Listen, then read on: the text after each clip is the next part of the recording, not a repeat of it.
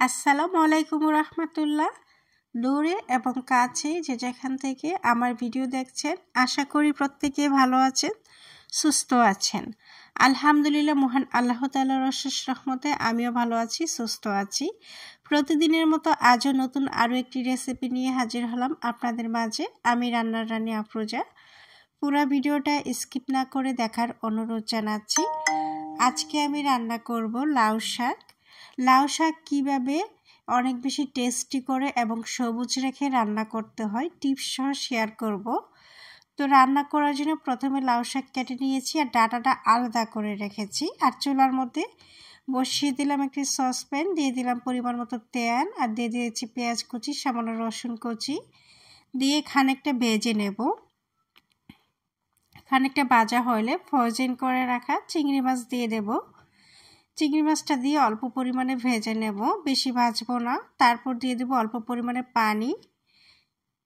অল্প পরিমাণে পানি দিয়ে আমি দিয়ে দেব স্বাদ মতো লবণ আর 1.5 চামচ পরিমাণ হলুদের গুঁড়া দেব। আর দিয়ে দেব 1 চা চামচ পরিমাণ ধনিয়া গুঁড়া। লাল মরিচের গুঁড়া দেব না, শাক রান্নায় লাল মরিচের গুঁড়া দেই না, অর্থাৎ শুকনো মরিচের গুঁড়া। তারপর এই মশলাগুলো দিয়ে আমি সুন্দরভাবে ডাঁটা এবং একটা আলু দিয়েছি বড় সাইজের, দিয়ে দিলাম। দিয়ে এবার মশলাগুলির সাথে এগুলো একটু কষিয়ে নেব। কেননা শাক রান্নার ক্ষেত্রে আলাদা ডাঁটা কেন রাখি, তার কারণ শাকটা সিদ্ধ হয়ে যায় তাড়াতাড়ি। ডাঁটা সিদ্ধ হইতে হইতে শাকের পরিমাণটা আবার বেশি সিদ্ধ হয়ে যায়, এতে শাকের টেস্ট নষ্ট হয়ে যায়। এই জন্য আমি আলাদা করে রাখি। আর শাক সবুজ রেখে রান্না করতে হলে টিপস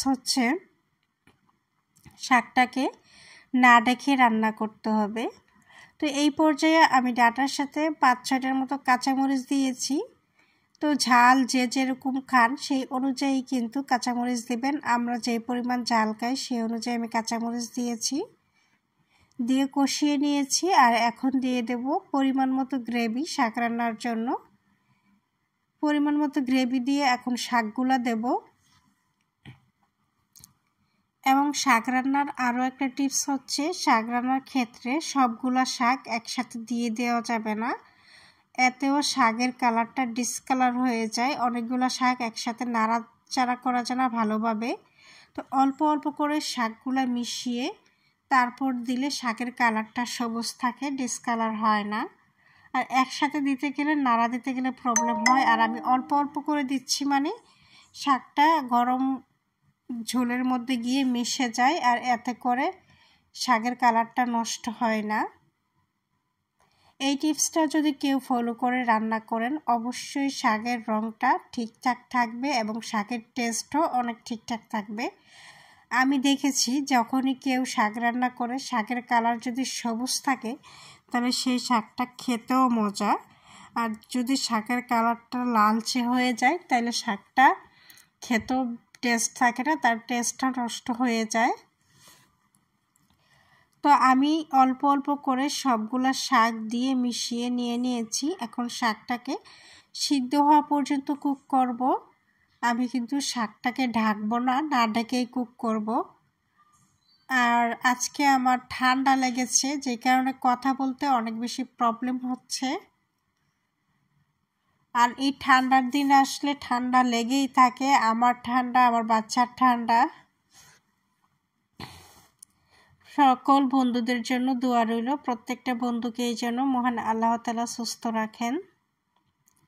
আপনারা যারা যারা ধৈর্য ধরে আমার ভিডিওটা দেখছেন, প্রত্যেকে আমার জন্য দোয়া করবেন। আর আপনারা যারা যারা আমার ভিডিওটা ফেসবুক পেজ থেকে দেখছেন, ফলো দিয়ে সাথে থাকার অনুরোধ জানাচ্ছি। আর শাক রান্নাটা আমার কমপ্লিট হয়ে গিয়েছে, এখন আমি শুধু পরিবেশন করে নেব। আর যারা যারা আমার ভিডিওটা ইউটিউব থেকে দেখছেন তারা আমার চ্যানেলটাকে সাবস্ক্রাইব করে আমার পাশে থাকবেন অনুরোধ করছি। এবং রান্নার নতুন নতুন রেসিপি পাওয়ার জন্য পাশে থাকা বেল আইকনে টিপ দিয়ে ওকে করে দেবেন। এই হলো আমার শাক রান্নার ফাইনাল লুক। কেমন হয়েছে কমেন্টস করে জানাবেন। আজকের মতো আল্লাহ হাফেজ।